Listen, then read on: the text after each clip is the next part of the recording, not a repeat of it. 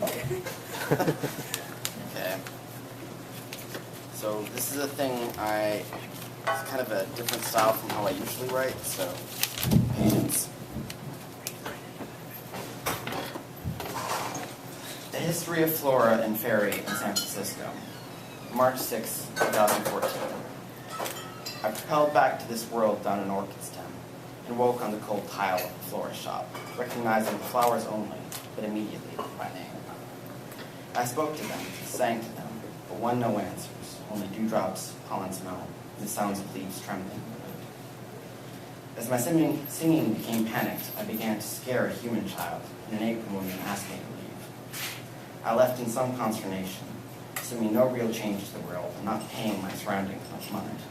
As a result, I soon found myself lost in the streets of San Francisco. Quite some time has passed since I was taken away from the Bay Area and entered into the service of crooked men.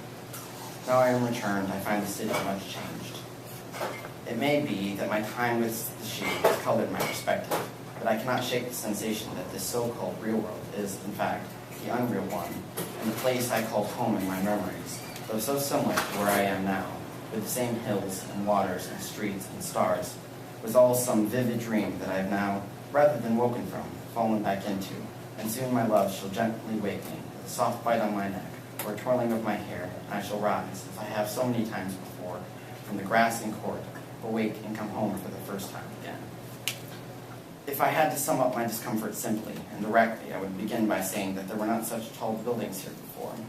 The tallest of my childhood was never out of reach, while this new jail of stone and iron was suffocating me. I missed the forest, though I never thought I would. This leads me to my second, and I hope final discomfort, the singular and ineffable sensation that the trees are gone. I do not think that the other humans can see the little ones all around them here. At night, every kind of creature from pixie to troll comes out, and the men and women walk by without so much as glancing at them, much less bowing, cowering, or otherwise paying proper respects. Conversely, the little ones terrorize these passers-by, for those who foolishly decide to sleep in these flower beds. There is one unshakable sense I have, that is of the presence of my lover's mistress. It could be that same dream sense, or perhaps a shard of mirror in my eye, but I seem to see her if I turn my head too quick, when I blink too hard, or when I cry. She may be always present, just in my periphery, or, like the old bay, never there, only truly in my memory. I still sing sometimes, partly to shake that memory, and partly to call it up again, and though without my lover's gift, I cannot do the melodies justice, it helps me shake the feeling of always being followed. It helps me forget that these buildings, these people, this place, do not seem real. Those first few nights, I wandered lost and lonely, weary of even the tiniest establishment, yet hungry from the smells. I longed for the waterfront I saw by those flower beds, and I searched for them, but I struggled. Though once I could navigate a forest by the smell of sea spray, there was an ocean on three sides here. I was tired when I found the pier. It was morning, and I slept. I live now on a beach by the water, because the water still smells right, and because when I look out at it, with the city lights behind me, I can lie to myself long enough to pretend that it hasn't changed. March 14th, 2014. I bled today. I stuck my thumb on the thorn of a flower I mistook for moon rose, and as I sucked the copper flavor running from my fingertip, I recalled unwillingly the first time my lover bit me.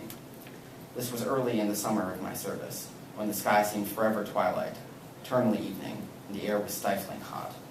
My love and I were favorite playthings of our masters, left half mad from the choral bells ring. We had made love many times for them, though always with an audience, for beauty's sake. In this moment, we were alone, resting, and as soon as white teeth touched my collarbone, the world was quiet at last. The ringing stopped, and my mind went blissfully blank, lost in the soft pinch of ecstasy. That night, for finally, night did come. When I slept, I dreamt of nothing. And I have a poem. It's pretty bad. I wrote it for a children's class in college. It's called The Ballad of Wiggles. A man burst into a harbor pub and called for a pint of ale.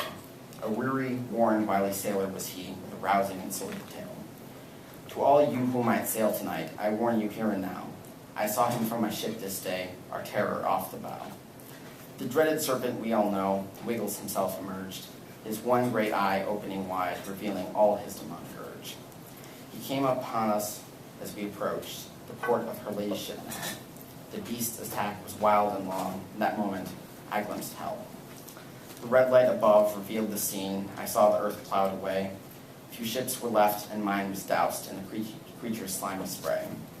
I stood there humbled, my mouth hung wide, staring at the creature's doom. There was no way to gauge the death he left when he withdrew. I warn you now, don't sail tonight.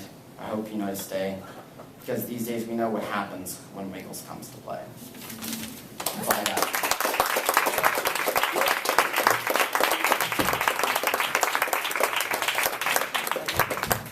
Will from CCA, ladies and gentlemen, Will.